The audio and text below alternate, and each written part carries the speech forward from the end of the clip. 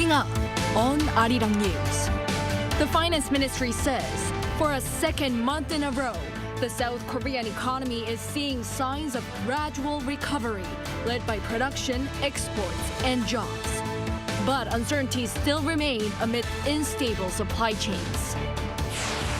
There is a possibility of North Korea launching an intercontinental ballistic missile sometime this month. This is what a senior South Korean presidential official says on his way to discuss nuclear and strategic planning issues between Seoul and Washington. U.S. National Security Advisor Jake Sullivan, addressing the press in Israel after meeting with Prime Minister Netanyahu, says that it is not right nor reasonable for Israel to reoccupy Gaza.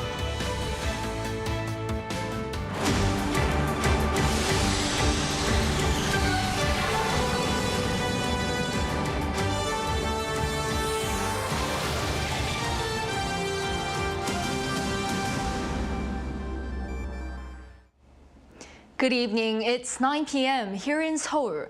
Thank you for joining us on Arirang News. We start with signs of recovery in the South Korean economy.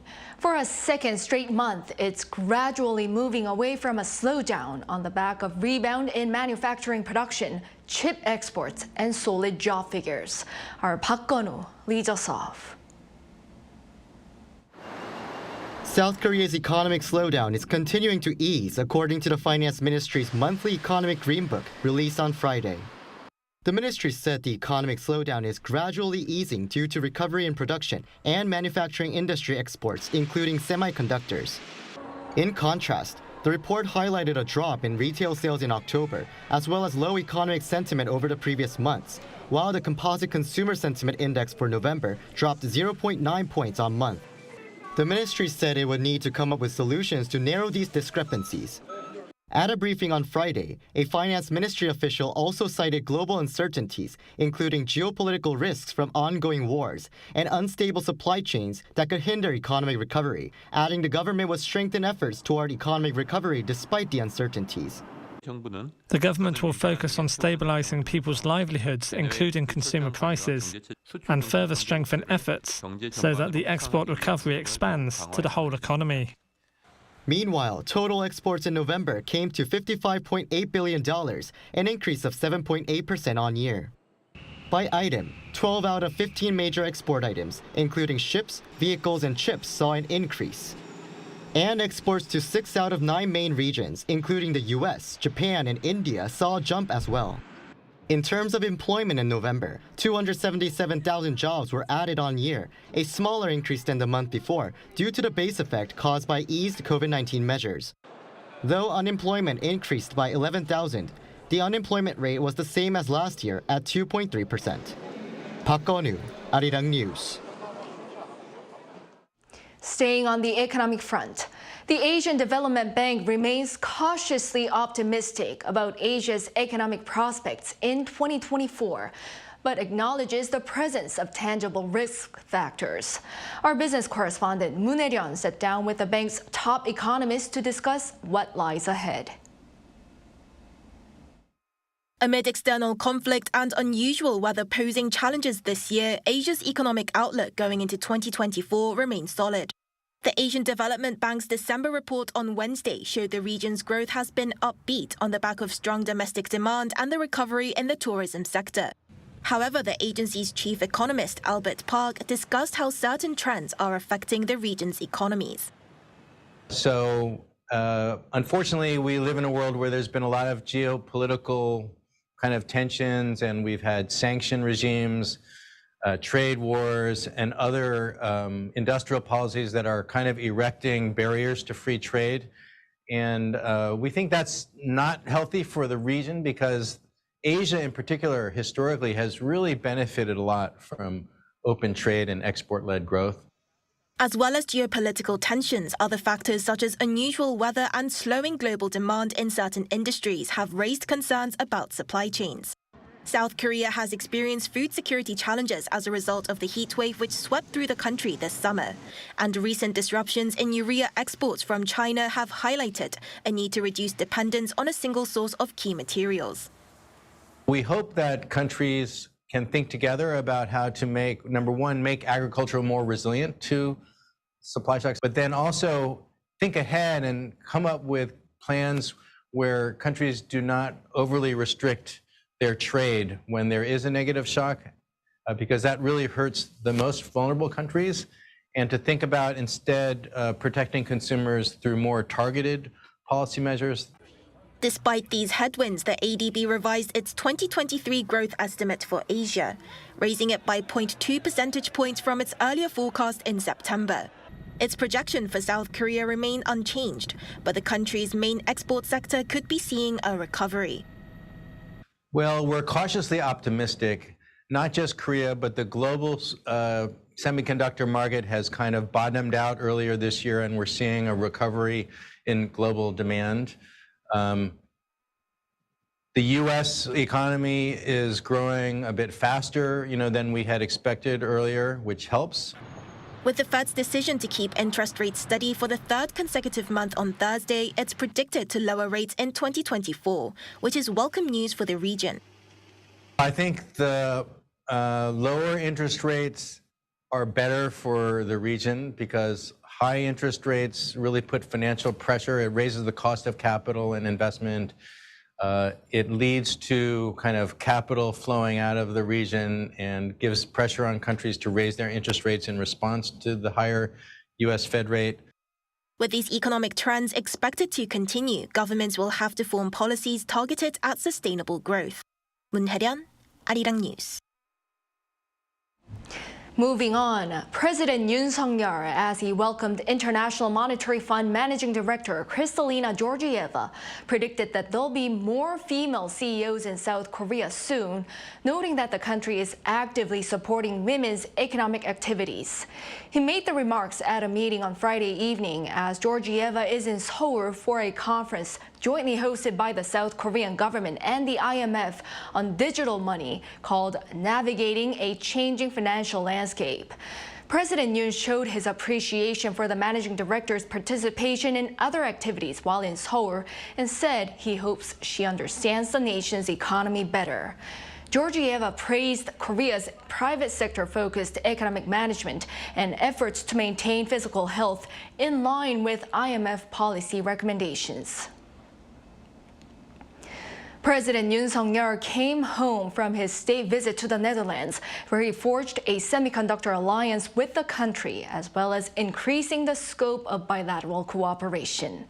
Our Oh Soo-young wraps up his visit and highlights the deeper significance of the outcomes. South Korea's new Semiconductor Alliance with the Netherlands signifies Seoul's broadening cooperation with like-minded countries as a trusted economic and security partner. That's according to diplomatic experts following President Yoon Suk-yeol's trip to the European country this week. His number one priority was securing South Korea's position in the global supply chain for semiconductors, the country's biggest export item. Thus, he formed a chip alliance with the Netherlands, as well as new dialogue channels to stabilize supply chains of critical technologies, and oversaw megadeals made between Korean chip makers Samsung and SK Hynix and Dutch chip equipment company ASML. So microchips are the very foundation of our high-tech and increasingly digitalized world. And the Netherlands and South Korea, as advanced economies, are extremely dependent on these chips. But recent developments have shown that the semiconductor supply chain is susceptible to disruptions as a result of different bottlenecks that exist through this chain. And our countries have recognized this problem and decided to act. The two sides also forged agreements to collaborate in green energy, artificial intelligence, quantum tech, smart agriculture, and neuroscience. This could broaden the base for South Korea to forge closer trade ties with other European markets, particularly with its plans to establish its first cold chain logistics center in Rotterdam. In taking their partnership forward, Yoon highlighted South Korea and the Netherlands' common values such as freedom and the rule of law in stabilizing trade, supply chains, and other multilateral frameworks. So we are not major powers, and even in our own neighborhoods, there are bigger fish around us. Yet we are open economies, and for our security, we rely on our partners, on our allies, and on the rules of international law. So in other words, we depend on our international environment. but we can also influence it. We can be global pivotal states, especially if we work together and we play to our shared strengths, which I think are very similar. Alongside economic interests, there are also security aspects of the partnership. Yoon said with the Netherlands being a core member of the North Atlantic Treaty Organization, stronger Korean-Dutch defense ties could help Seoul work more closely with NATO as a cooperative partner. He noted that Seoul is now part of the bloc's intel sharing system, which experts say could provide crucial insights, such as into North Korea's illegal activities and cyber attacks. South Korea and the Netherlands penned a deal on strengthening defense cooperation, with Seoul to observe Europe's largest air and missile defense exercise in 2025. They also pledged further efforts to advance global norms on the military use of AI and will host the second Re-AIM conference next year. Following Yoon's Netherlands visit, Seoul says it will aim to bolster its network of like-minded partners as it looks to become a global pivotal state. Oseong, Arirang News. North Korea could possibly launch an ICBM sometime this month. That's according to a South Korean senior official. Amid escalating threats, Seoul, Washington, and Tokyo could start sharing a missile warning system in real time before the end of the year. Our Peunji reports. A senior presidential official has said there is a possibility that North Korea could launch an intercontinental ballistic missile this month. The first deputy chief of the National Security Office, Kim Tae-yo, said this as he arrived in Washington, D.C. for a high-profile meeting. He did not elaborate on what intelligence led him to believe so, or if related information has been shared with the U.S., but added that a ballistic missile launch using ICBM technology is a subject of extended deterrence discussions between Seoul and Washington. He also noted that regardless of the range of the ballistic missile, if a nuclear weapon is loaded onto it, it is a nuclear threat and an attack against South Korea. Kim is scheduled to take part in the second meeting of the Nuclear Consultative Group, a security meeting designed to discuss nuclear and strategic planning issues between Seoul and Washington. In the meantime, South Korea, the U.S., and Japan plan to start sharing data on North Korean missiles in real time. The Pentagon spokesperson said in a briefing on Thursday local time that the three countries are working together to operationalize the system by the end of 2023. That we are hard at work on delivering on those agreements. We are on schedule to deliver by the end of this year.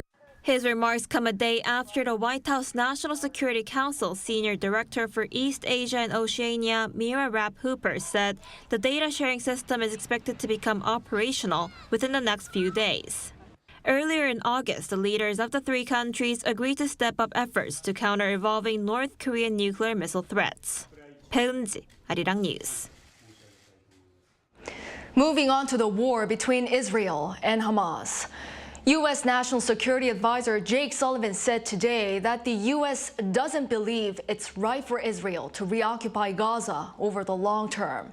This comes after Sullivan's meeting with Israeli officials the day before to pressure Israel to lower the intensity of its military campaign in Gaza, to which the Israeli Prime Minister said his country will continue the fighting until complete victory. Our Kim Jong-sil has the latest. U.S. President Joe Biden's security advisor Jake Sullivan gave details on Friday of his meeting with Israeli Prime Minister Benjamin Netanyahu and his war cabinet in Tel Aviv the day before. The U.S. National Security Advisor said the U.S. agrees with Israel that the fight against Hamas is going to take months. But he added that the Israeli government has indicated that it doesn't have a long-term plan to occupy Gaza and that ultimately the control of Gaza has to transition to the Palestinians. Now, the question of how that transition occurs, over what timetable, we are having intensive discussions about. But the U.S. position on this is clear. We do not believe that it makes sense for Israel or is right for Israel to occupy Gaza, reoccupy Gaza over the long term.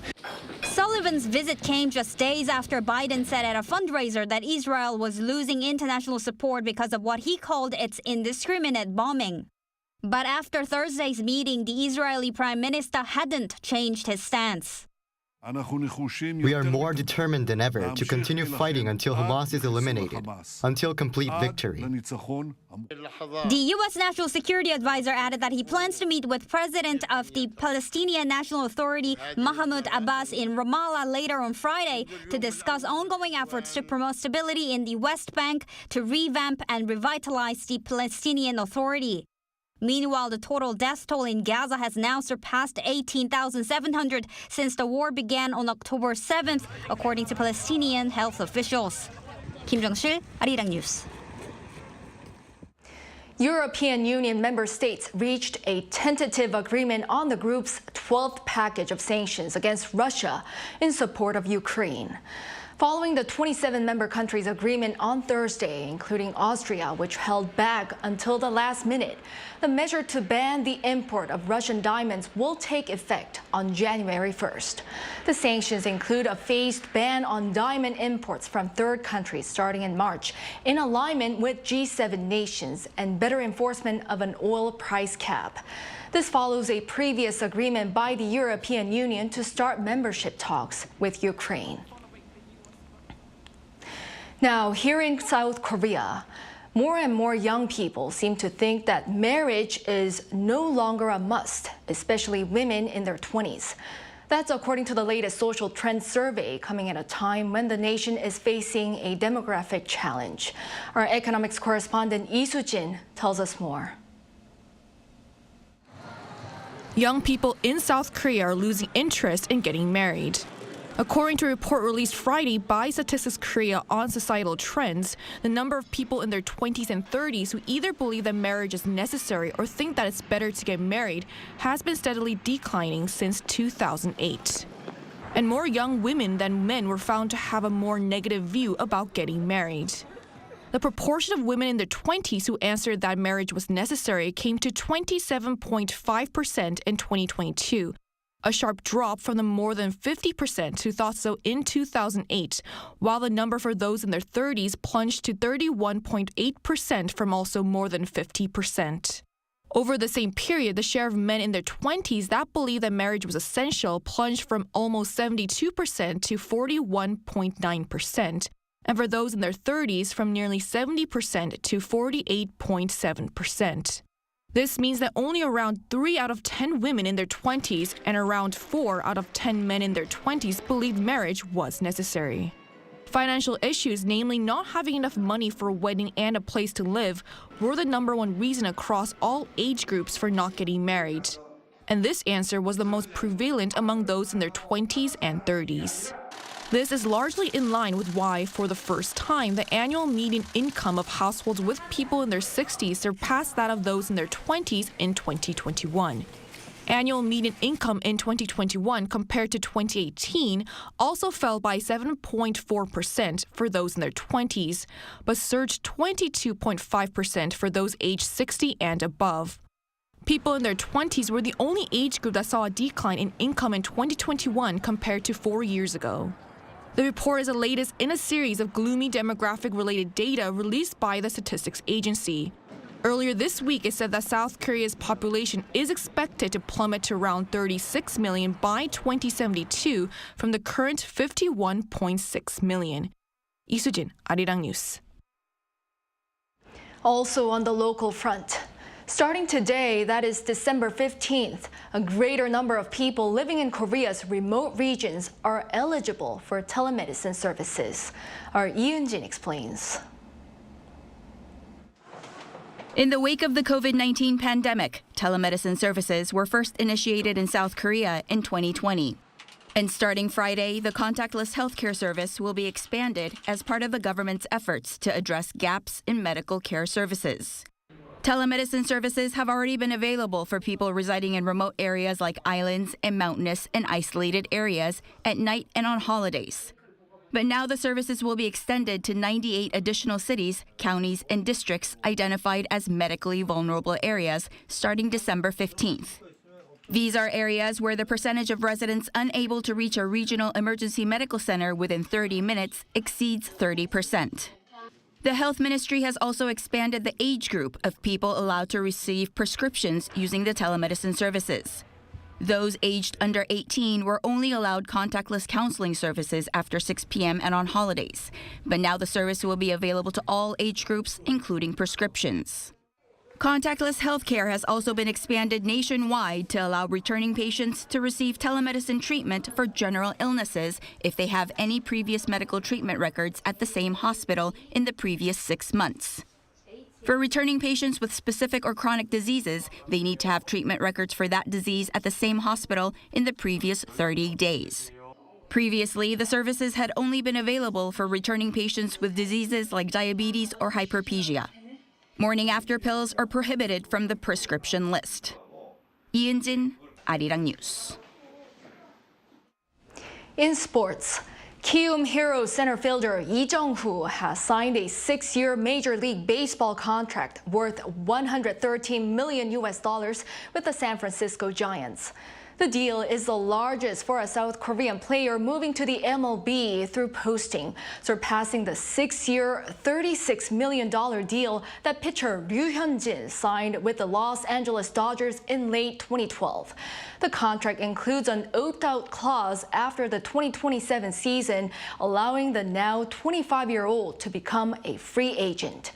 The son of KBO legend Lee Jong-bum, the junior Lee was named the league's most valuable player in 2022. Next Tuesday marks exactly 1 month until the 2024 Winter Youth Olympics kicks off in Gangwon province here.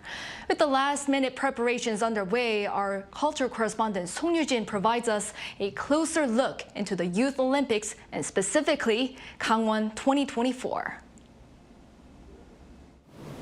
Chang Yu-bin and Lee So-won have just finished their final exams, but they have no time to spare.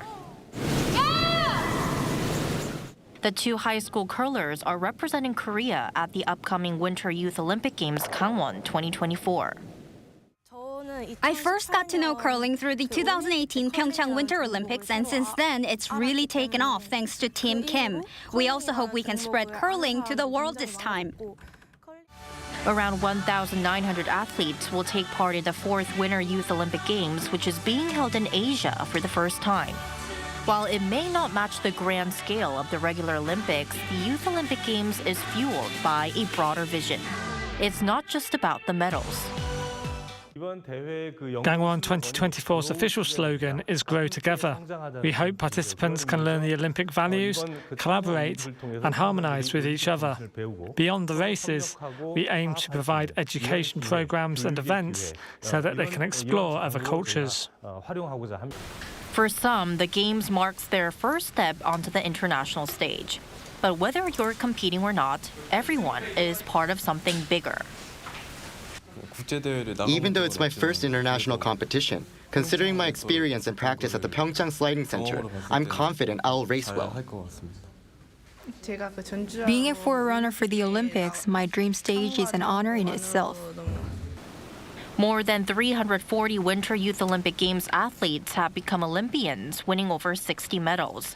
And Gangwon 2024 is set to add another chapter to this rich legacy, with competitions at venues used during the 2018 Pyeongchang Winter Olympics.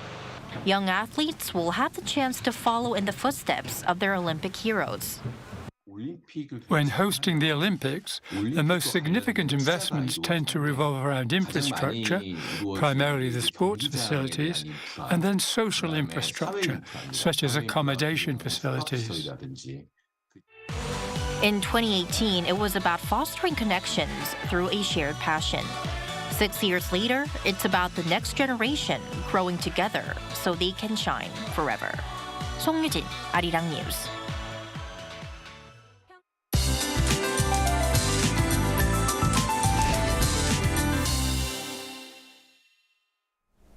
The winter rain that has been falling for 2 days in a row has been replaced by a freezing cold wave. The morning temperature in Seoul will drop to -3 degrees Celsius tomorrow. On Sunday, it will plummet to -11 degrees, the lowest temperature this winter. With a cold wind, the wind chill on Saturday is expected to make it feel like -10. A cold wave warning will be issued nationwide tomorrow as the Arctic cold wave moves south. Meanwhile, rain will turn into snow in Seoul and other parts of the country in the sub-zero cold. There will be heavy snow on the west coast and Jeju Island. Please pay attention to safety to avoid any accidents. Tomorrow morning in Seoul will start off at -3 degrees. Daytime highs will stay at -3 in Seoul. Gwangju will reach 2 degrees, Busan 7 degrees Celsius. We need to prepare for major temperature changes ahead. The extreme cold of around -10 degrees Celsius is expected to continue until next week. That's all for Korea. Here are the weather conditions around the world.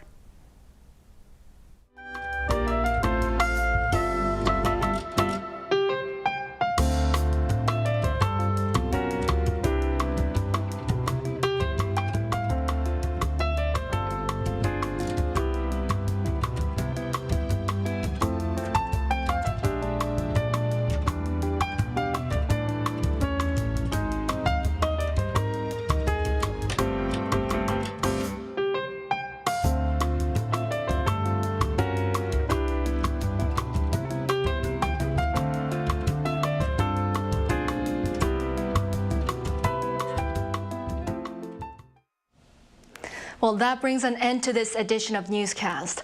Thank you for watching. We'll be back at 10 p.m. with the AI headline news. Hope everyone has a great weekend and a good night.